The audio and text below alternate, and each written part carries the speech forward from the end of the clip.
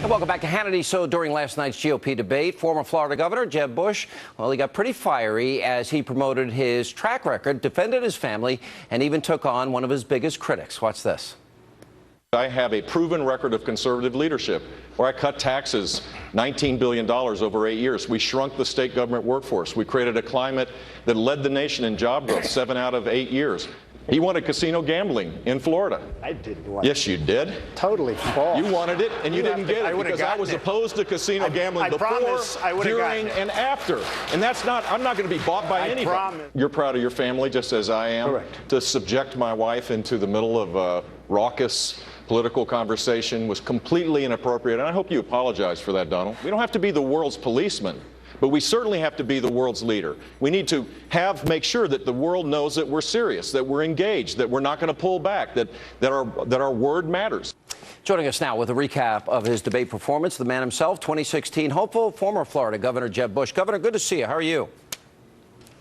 I'm doing great, Sean. Hope you are as well. But by all accounts, everyone thinks you did a lot better than the first debate. How do you feel about the format, the debate?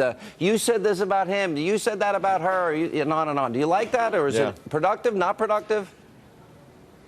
Look, it's ratings driven, I think, and it's entertaining, and all that's okay. But it's not a debate per se. A debate would be where you actually can complete a sentence and have the ability to interact with people. But it was great. I enjoyed it a lot, and it was certainly a chance for me to lay out my record and to point out some of the differences, particularly with Donald Trump, who's been saying things about me that aren't true. And so I had a good time doing it. Yeah. What do you say? I mean, there was a lot of back and forth between you and Donald Trump. It seemed the media, both of you got the most time. He got a little more time than you did, but you two had the most time of any of the other candidates during the debate. What is your relationship with him like? And is it contentious? Are there things that you don't like? You asked him to apologize, for example, last night. He said he would not. Yeah, absolutely. Look, I have big problems with his lack of interest in learning about the job of being president of the United States. I have problems that it concerns me that he gets his foreign policy information watching the shows. A lot of things concern me about him, but I don't hold any animus against the guy. I don't. In the breaks, he seems like a nice person. His children are good people. Everybody says that, and so I don't hold any kind of personal problem with the guy at all. But I do think that he needs to be challenged, like all of us, about what our experience is to be president of the United States. This is a big, serious job, and you have to have the skills necessary to lead. What is going on in your mind when you see the top two people in the polls right now never held any political office, and in a field of 16, they get over 50% of primary voters, at least in terms of the polls? We're 4.5 months away. That's an eternity in politics. But what does it tell you?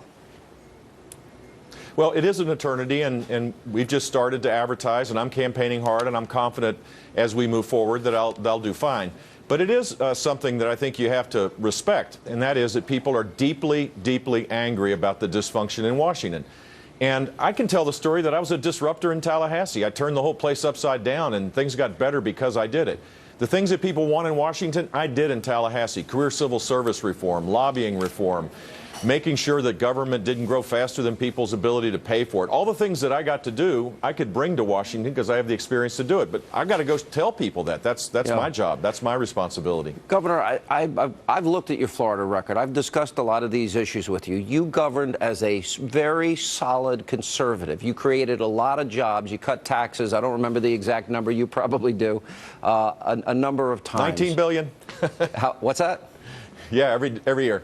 All right, you went up to a year AAA bond rating, which is an enormous success. You even were the first governor to institute state vouchers, a school voucher system. And whenever your name comes up on social media, it always immediately races to immigration and Common Core. I think you know that that's true, right? What is your answer to those people that doubt your conservative credentials because of those two issues? Listen to me talk about education, where we had the greatest gains in learning of any state in the country, by comprehensively challenging the teachers union, the bureaucracy, and creating school choice and eliminating social promotion. Higher standards with real accountability created the greatest learning gains. Listen to me explain that I've never said that the federal government should have any say in the creation of content or curriculum or standards. This should be a state responsibility that is implemented at the local level. Listen to me, and I think people begin to know that when they see what I've done and see what I believe, that there should be no concerns at all. As it relates to immigration, 3 years ago I wrote a book about it called Immigration Wars that sets out a clear strategy to secure the border, to deal with the problems that are real. I get why people are angry. This administration is an administration that has done absolutely nothing to secure the border. And Obama's used this as a wedge issue. Yeah. Hillary Clinton wants to use it as a wedge issue. I think we need to get beyond that.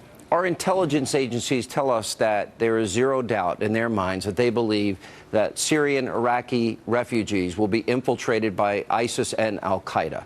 The president's bringing at least 10,000 into this country. Bad idea? It's a bad idea if there's no screening. And I for one, think that we should take every Christian Iraqi and every Christian Syrian who are in a situation right now that if they stay where they are, they'll be killed. That's the how do we ascertain the world that a Christian lives in the Middle East with Islamic terrorism? We have a duty, I think, to help people, but the best way to solve this problem is to lead the world in creating a third way, which is to eliminate ISIS from the face of the earth and to remove Assad so that there could be a stable Syria.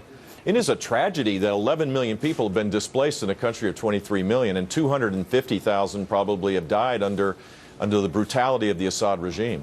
What about Kim Davis? That came up last night. You said she must respect the rule of law. Yeah. Didn't her job description change, though? In other words, she was hired to do one job. That job description changed. She's obviously a person of deep faith and conviction and conscience.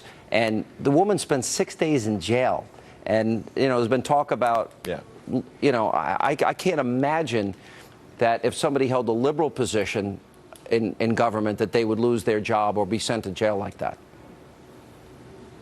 They have a duty to enforce the law, and the law did change. But there's a way to have accommodations for someone that is clearly acting on her religious conscience. It was clear when last Monday morning, when she spoke from her heart. There's a deep abiding faith there. This isn't made up. And the First Amendment protects her right to have a conscience based on a set of values that comes from her. In her case, her belief that Jesus is her Savior. And I think there ought to, in a big, tolerant country like ours, we ought to find some accommodation. It may require the Kentucky legislature to change the law, but it ought to be done. This is something that can be worked out in Kentucky and every other place where it plays out. What we shouldn't do, though, is to say you can't have religious conscience. As Hillary Clinton has said, basically, you can have your religious views in the church pews or at your home, but don't act on those views in the public square. That is a violation of the First Amendment of our of our Constitution. Governor, thank you for being with us, and congrats on a good night last night. Coming up next tonight here on Hannity. If there's anyone up here who would be bound by this catastrophic deal with Iran, they're giving up the core responsibility of Commander-in-Chief. Texas Senator Ted Cruz, he joins us next with reaction to his debate performance, and then later tonight, Governor Chris Christie will join us right here in studio as we continue.